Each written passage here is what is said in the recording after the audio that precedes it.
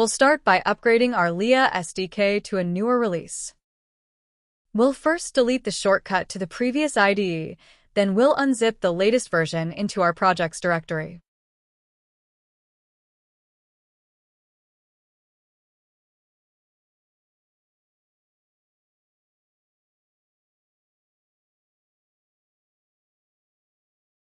Then we'll create a shortcut to the new IDE and use that to run the IDE.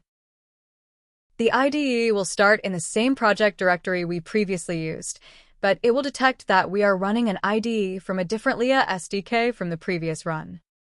It will ask us if we would like to move to the new SDK.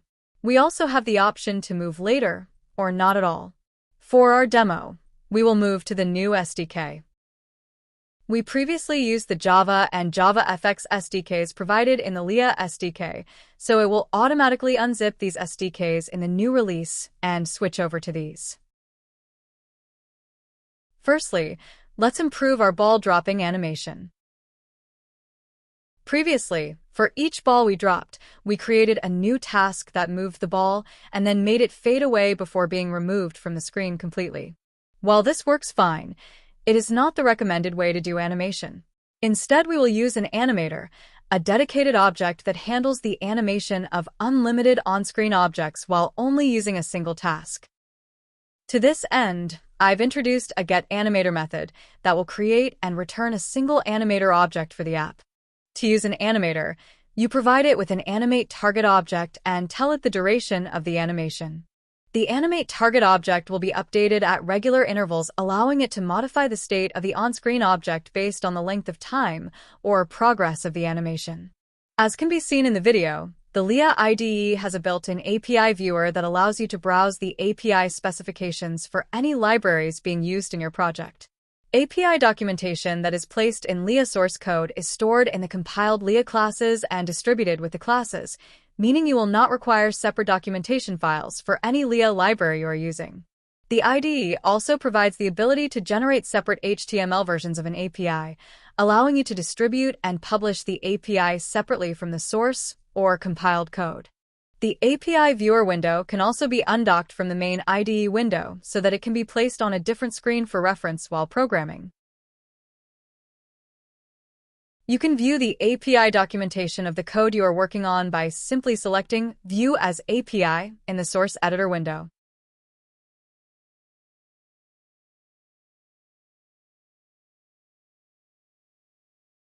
So let's go ahead and modify the drop method of our on-screen ball object to now use the animator provided by the app.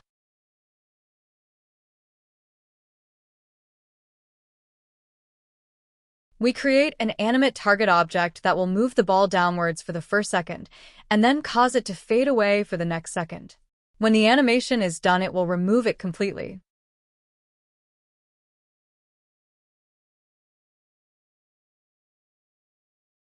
Now, all we have to do is get the animator object from the main app and ask it to start animating the animate target we just created.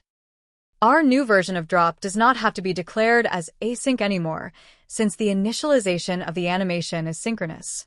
So, we can also change the main app to call it directly instead of via an async invocation.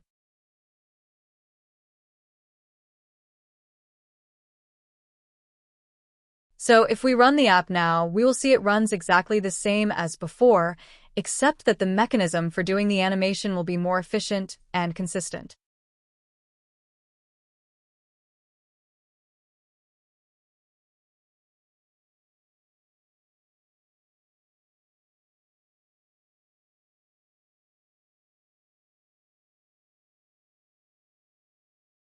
We'll modify the main app to keep track of the number of balls dropped, and on every third drop, we'll print out a message. We'll put a breakpoint where the message is printed, so we can see what tasks are running during the animation.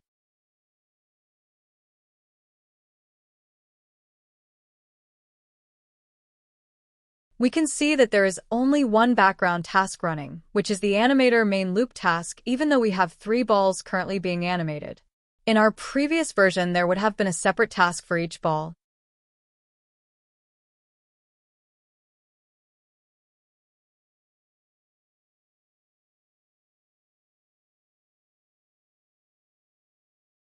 So now let's add a computationally expensive task to the app, show how it can affect the user experience, and then show how to use a worker to offload the computation from the main UI thread so that it does not affect the user experience.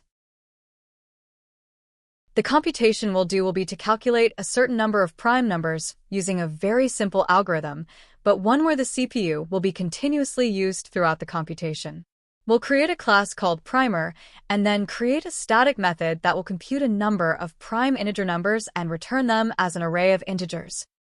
We can document the method as we go, and we'll specify that if the requested count is less than 0, then the method will throw a runtime exception.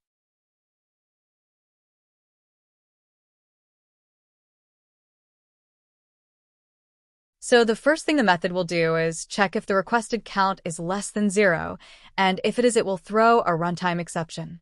Throwing an exception in Lia is the same as in Java or C#, but for convenience, if the exception you are throwing is a base runtime exception, then you can simply throw a string with the exception message, instead of explicitly creating a new runtime exception object as you normally would. Next, the method will check if count is equal to 0. If it is, then it will return an array of 0 length. However, Lia allows you to return a reused empty array of any type by using the empty keyword instead of new.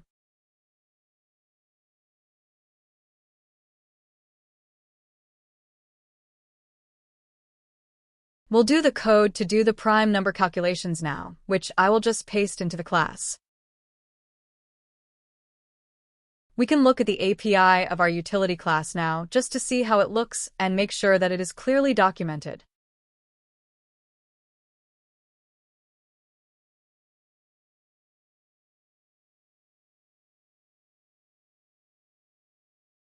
So now, let's modify our main app class.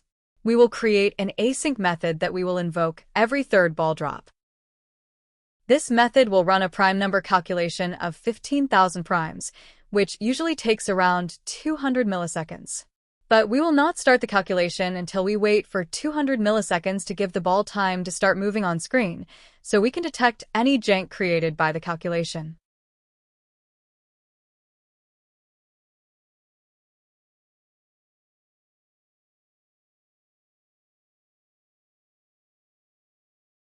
So when we run the application again, we can see a very noticeable jank in the animation every third ball drop, since the prime number calculation is not sharing processing time with any other task while it is operating. We can put a breakpoint in the prime calculation to see how the tasks are operating.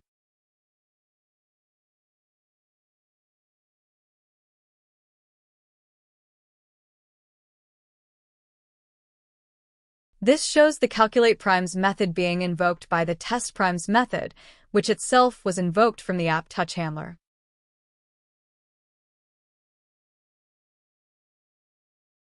Now some of this jank could be reduced by having the calculate primes method being asynchronous and have it yield or sleep at regular intervals, thereby allowing the UI thread to run in between the calculations. However, we'll demonstrate using an isolated worker thread to do the calculations without affecting the main thread at all.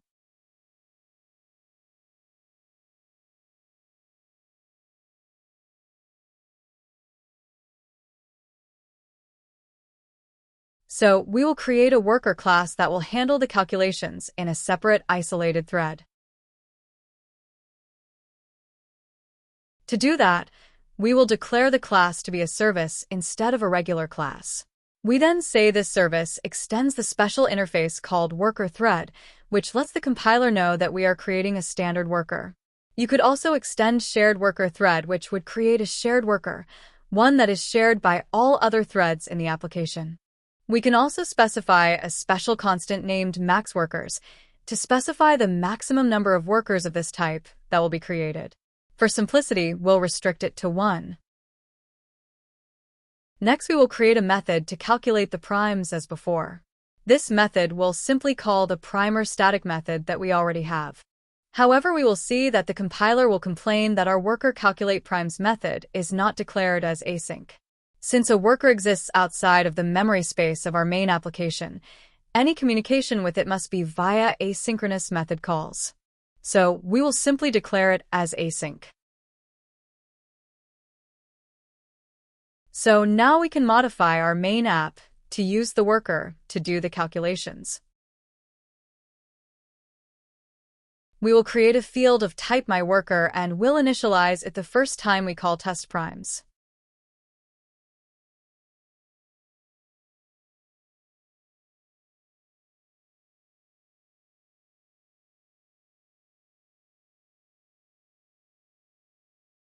To create a worker object, we use the new keyword in a special way. We give it the name of the class and then add as service after it.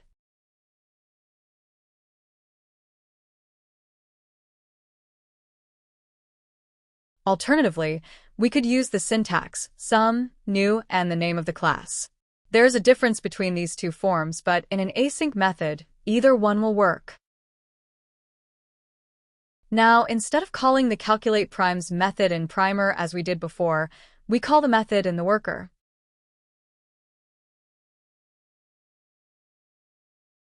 We will run the application again, and this time we will see that there is no jank in the animations because the calculations are being done in a completely different thread from the user interface. An important implementation detail should be mentioned at this point. Workers in Lia are actually described by an interface, and the implementation of that interface, the class that implements the worker itself, is not needed until runtime. The simplest way to define a class that implements a worker which will automatically be found by the runtime is to create an inner class of the interface itself and name it implement. This is done for us when we use service to create a class. If we view the API for myWorker, we will see that it is described as an interface, but we will see no mention of the implementation. We'll copy the API documentation from the calculate primes method in primer to the method in myWorker.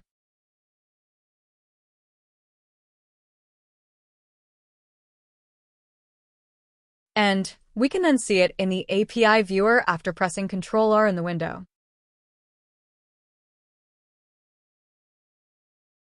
So the service class is actually maintaining both the interface and implementation under the hood. This allows us to separate the two at any time in the future, without it affecting any classes that use the worker, since they will only be referring to the interface and not the implementation. The IDE can do this for us, and it will give us the option to keep them together in the same source file, or to place them in separate source files. I'll say keep them in the same file, and we will then see them separated into an interface and an implementation. For our demo, I'll keep them together, so I will press Ctrl-Z to undo the split. Let's put a breakpoint in the worker and see how the application behaves.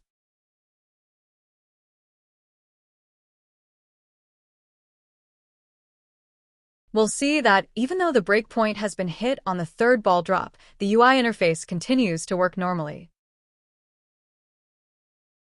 This is because the worker is operating in its own virtual execution environment and is not sharing resources or compute time with the main UI thread.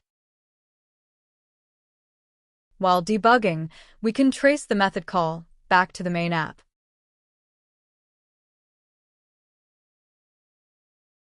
And back further to the touch handler.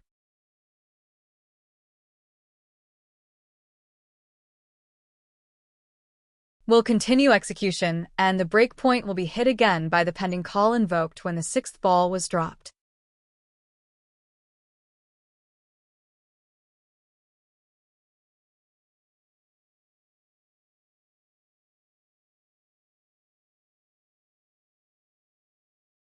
We'll remove the breakpoint, and execution will continue normally.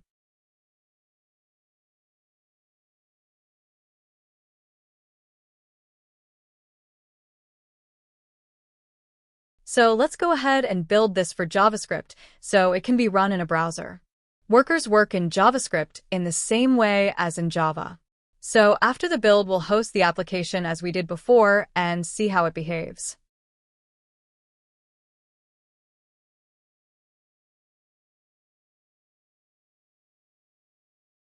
And we can see that it operates exactly as we expect, with no effect on the animation in the user interface, even though calculating the prime numbers takes a bit longer in JavaScript than it did in Java. In our example, our worker simply returned an array of numbers from the calculatePrimes method. But a worker can also return references to objects that implement separate interfaces, allowing for more complex worker services. I'll create an interface called changeCase. Since I intend for this interface to be invoked across a worker boundary, it too must have its methods be async. We'll specify just one method to convert the case of a string parameter to all upper or all lowercase. We'll make the second parameter an optional Boolean value that, if true, will request the string be converted to lowercase. If the parameter is false or omitted, then the string will be converted to uppercase. ChangeCase is now complete. Let's go to my worker again and add an extra method. This method will allow a client to request an object from the worker that implements ChangeCase. The object that is returned will execute within the worker execution environment and not within the client environment. We'll call it getCaseChanger, and we can implement the object as an anonymous implementation of the ChangeCase interface if we don't want to declare a new class. This object can be returned directly by the worker. So let's go back to our main app and use this method to get an instance of ChangeCase that will operate within the worker. At the same point where we get the worker itself, we'll request the ChangeCase object from it and use it for further calls. Before displaying the timing message in the message box, we'll pass it to the case changer we got from the worker. Now when we run the app, we'll see that the timing message has been changed to uppercase. Let's put a breakpoint in the ChangeCase method in the worker.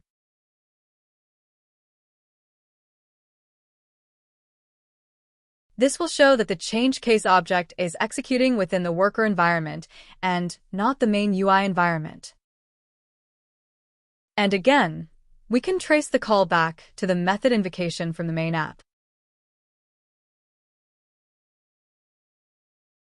Let's modify the main app and send a random Boolean value for the optional parameter in the call to ChangeCase.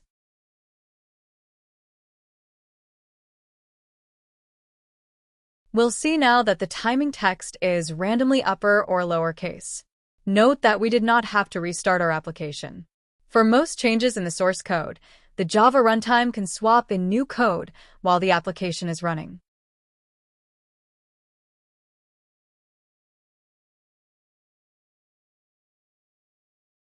Although I explicitly named the optional parameter, this is not necessary.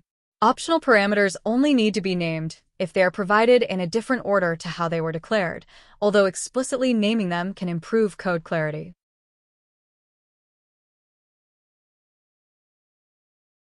Workers are capable of even more. It is possible for the client using the worker to provide the worker with an implementation of an interface that the worker can use to make callbacks to the client. Let's create a new interface, which we will call getPrefix.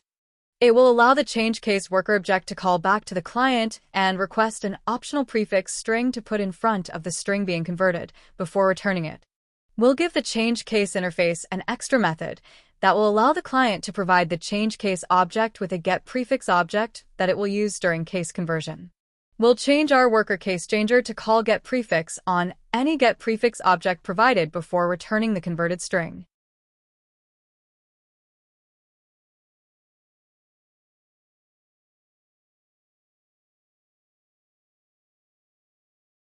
Then we'll modify our main app to provide a getPrefix object that simply returns a constant string.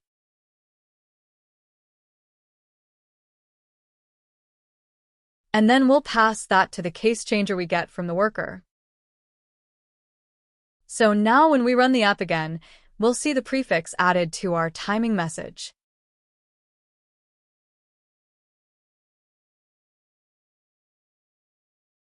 Let's add a breakpoint in the getPrefix method. We'll see that it stopped in the main app getPrefix method, which was called by ChangeCase in the worker. which was called by test primes in the main app, which was called by the touch handler as before. Let's change the getPrefix method to return a slightly shorter prefix string.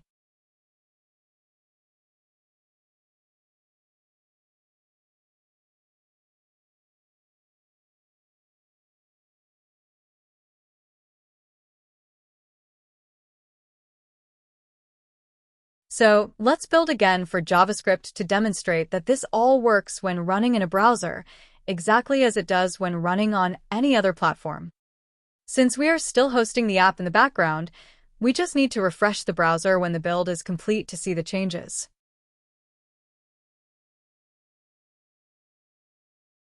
And we can see it running exactly as we expect.